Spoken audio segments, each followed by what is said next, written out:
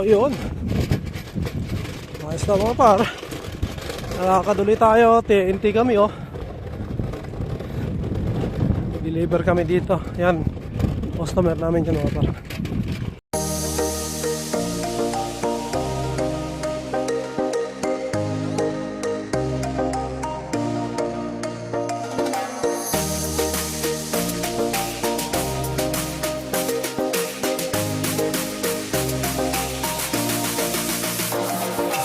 Davao del Sur nandito.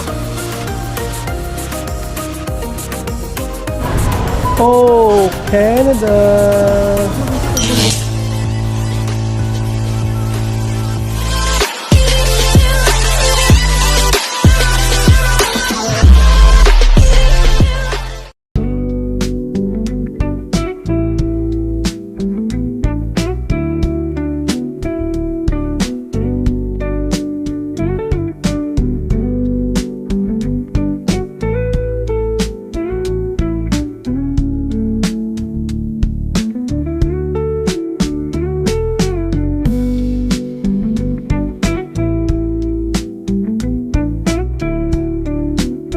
Baso 21 ba yan? Ba yan?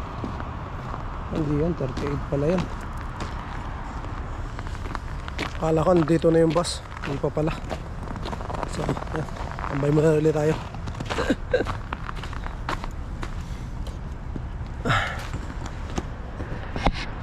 Tambay ulit tayo mga par dito sa may Tim Horton banda no? So ayun, kahapon mga par, no? Medyo ano kami, mag-alas 6. Ayun, nakauwi ng bahay. Medyo ano kami. Kasi yun nga, nag-drive na yung bagong driver mga par, no? Kasi next week, yung driver talaga, yung doon sa ruta na yun mga par, yung kasama ko yung tuturo sa akin, ay lilipat na siya na ibang ruta mga par, no? So yung bagong driver na yung magda-drive next week. So ang sabi sa opisina mga par, tatlo pa rin kami.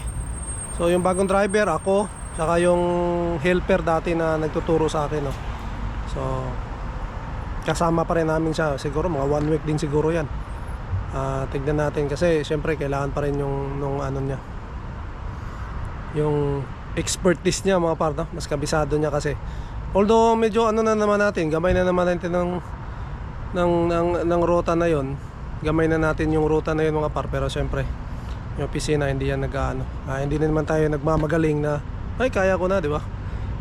Kung ano lang sinabi ng opisina, yun ang ano natin. Pagka sinabi nilang kayo sama nyo to, sama natin syempre. Hindi tayo nagmamagaling na agad na yun, sabihin natin kaya natin, di ba? Hindi naman tayo tinatanong, di ba? Pero yung mga dinideliveran mga par, abisado na natin yung kung saan i-deliver, collection, mga ganon. Medyo nalilito pa lang tayo talaga doon sa yung pagkakasunod, no? Yung pagkakasunod nung pag-drop, yung drop dito sunod. Na yung iba nakukuha na natin mga par, pero minsan nalilito pa tayo, no? So, yun, kailangan pa talaga nung isang helper na mas kabisado niya mga par, kasi matagal na siya dyan sa ruta na yun talaga yan. Ulit-ulit na rin yung ginagawa. So yun, yung driver ko na bago mga par, no? Siyempre bago lang siya, pang ilang araw, pangatlong araw pa lang. Talagang ano pa, nalilito pa. Pero once na makabisado niya rin yan mga par, no? May ano na lang dyan, madali na lang din sa kanya. Kasi dati rin naman talaga siyang driver mga par. Iba lang yung ruta niya noon dito sa Canada. So syempre ito bagong ruta, kailangan niyang aralin ulit. Pero once na nakabisado niya mga par, kabisado namin, wala na, saglit na lang yan mga par, no? Lalong lalo na kami pag kabisado namin dalawa, no? So yun, tingnan natin kung hanggang saan tayo dito sa ruta na to mga par, no? Pero usually kasi mga 3 months tong ruta na to mga par, lalagay ka rito. Siyempre kabisado mo na, ibabato ka naman sa ibang ruta para pag mayroong umabsent mga par, pwede kang ilagay sa ibang ruta na. Ganun yung diskarte nila dito sa kumpanya, para pwede kang anytime, pwede kang hugutin, no? Kasi minsan may nangyayari na nag-absent bigla. Kaya yun, pwede kang ilagay. Kaya hintayin lang natin yung bus mga par, malapit na yan, 5 minutes. Ayun, kape-kape muna mga par, no? Enjoyin na natin dito sa Canada mga par. Huwag natin isipin yung mga problema na yan, yung mga immigration na yan, no? Yung immigration problem natin, yung sa mga status natin mga par, no? So, although inaalala natin yan, pero syempre huwag nating kalimutan mag-enjoy mga par, kasi huwag tayong magpaka-stress masyado, no? Pero syempre sinakarir din natin yan, pero kailangan may time din tayong mag chill mga par, no? So kape-kape muna. So good morning sa lahat ng dito sa Canada, no?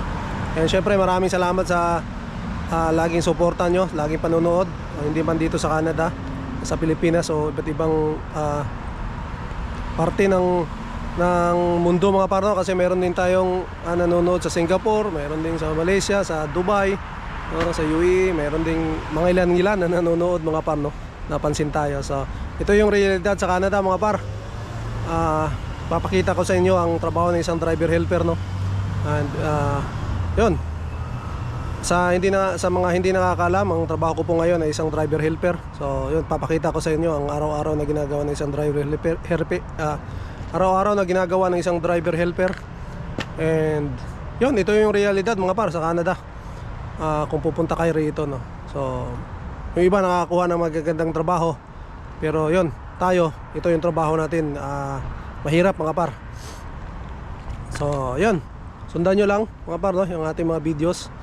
And yun, mayroon naman kayong mapupulot na aral siguro. Diba? So ayan, maraming salamat, no? Pagla-like, pagko-comments, pag-share at panonood sa ating mga vlogs. And mag-iingat tayo lahat dito mga par sa Canada, no?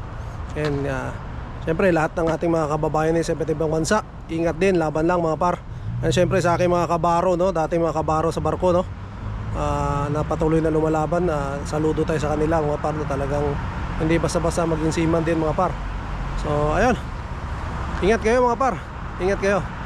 And mamaya ulit tingnan natin mga pag-vlog pa tayo, kasi yung schedule ko ngayon mga par is nasa warehouse, magpipicking ako ng mga products, no? So mamaya ulit mga par, nandito na yung bus.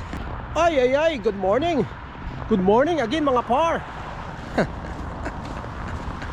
Sinuwerte ako ngayon mga par, no? Kasi pagdating ko doon sa may kanto, may Danforth and Brimley. Oo. Pagbaba ko ng bus mga par, nandyan agad yung bus. Nasasakyan ko papasok dito. Seconds lang mga par, no? Kaya swerte. Minsan talaga siniswerte ka rin. Kahapon talagang wala. Hindi ko naabutan. Kaya lakad ako galing doon sa may kanto papunta rito. Tapos papasok pa punta rito. Ayun. Pero well, exercise nga. Sabi nga ng ibang nanonood sa atin, no? Huwag mong isiping trabaho, isipin mo exercise. Yun. Diba may natutunan tayo mga par. Yun ang iniisip ko. Pag naglakad ako malayo, hindi ko iniisip na malayo. Iniisip ko na lang exercise. Nakakatulong sa akin, diba? At syempre, diba, sabi ko naman sa inyo, may binubuo akong steps kada araw. So lagi ako lampas mga par. Sinit ko nung 10,000, lumampas. Sinit ko ulit ng 15,000, lampas pa rin, nakaka 18,000 ako sa isang araw mga par, no? So malaking tulong sa health natin yun, no? And syempre yung trabaho natin, exercise na rin to. Ingat lang talaga sa pagbubuhat kasi delikado sa likod. Kape ko lumalamig na. Ngayon mga par, hindi na masyadong malamig, no? Medyo humupa na siya, no? Hindi na katulad ng dati.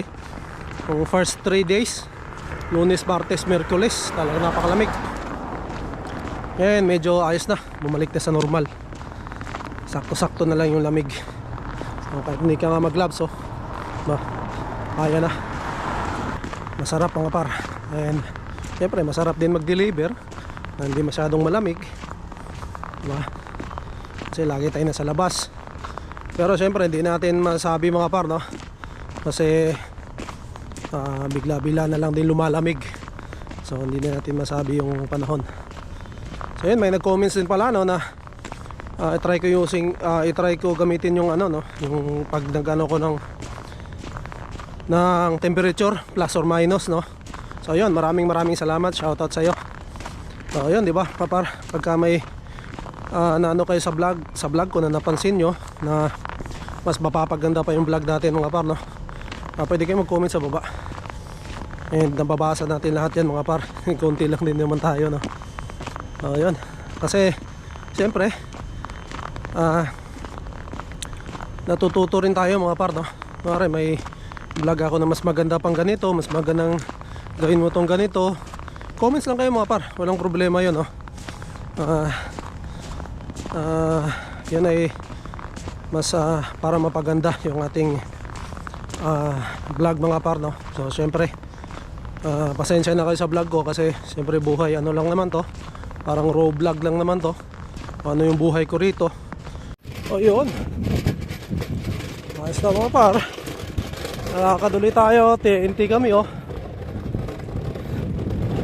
Deliver kami dito. Yan, customer namin dyan mga par. Punta tayo doon sa truck.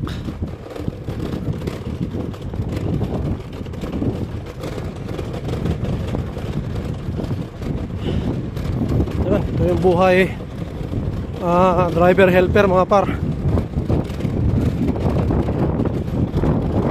Talagang ano,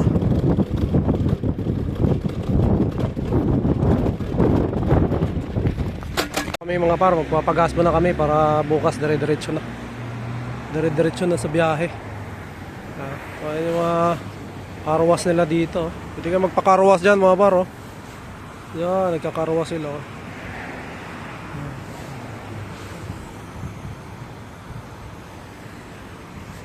Carwash yan ito, pagas pare.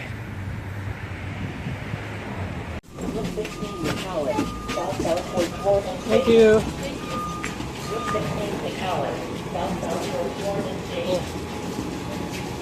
Scarborough Town na kami mga par.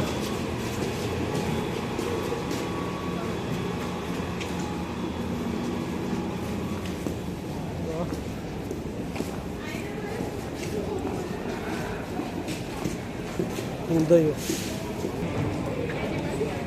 I was wearing Nana's, guys, guess what? I was wearing Nana's gloves.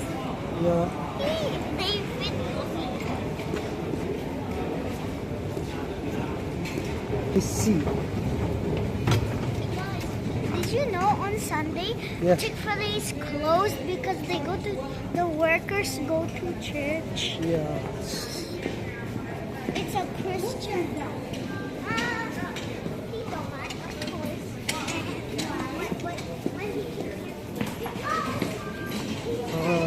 Pwede magpa-load ng Presto card dyan mga par.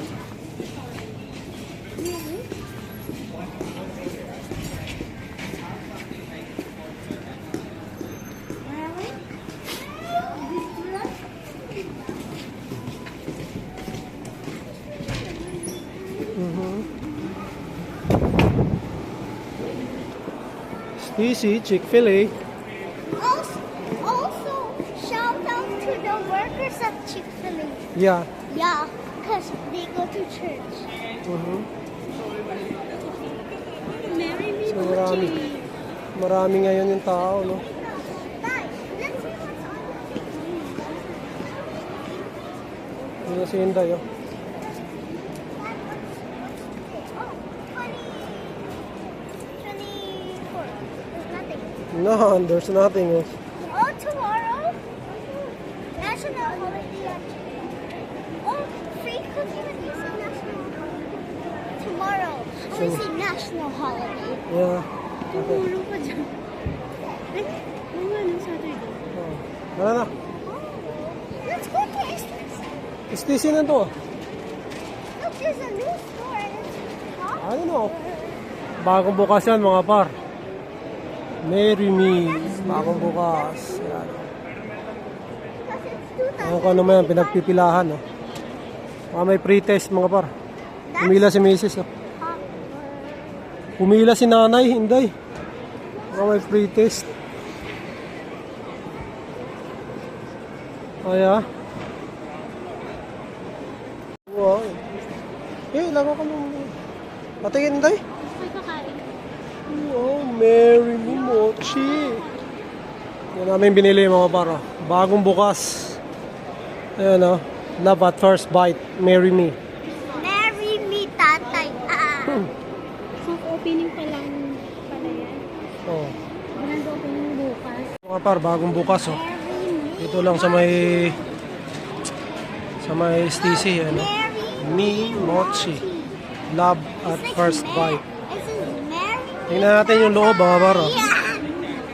Ayan, ganyan yung ano nila doon. I ordered this one and this one. Okay, ganyan.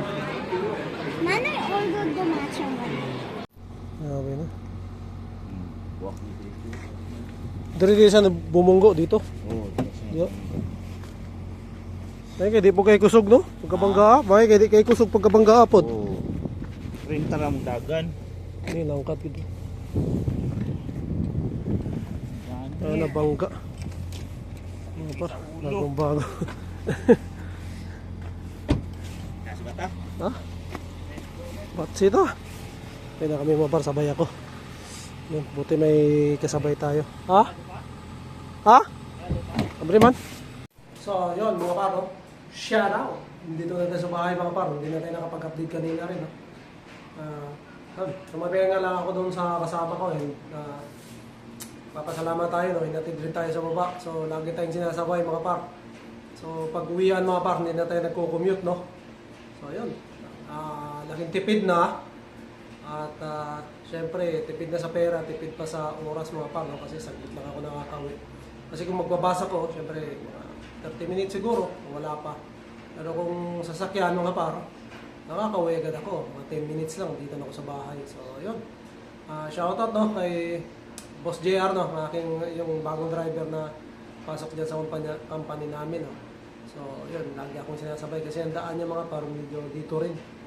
So, yun, talagang dinadaan niya ako, no. Maraming salamat. And ayun mga par, yun nga, yung sasakyan ni Boss JR, no, yung driver ko, yung bago. Nabunggo siya mga par dito sa may 401. So, sabi niya, binunggo daw siya.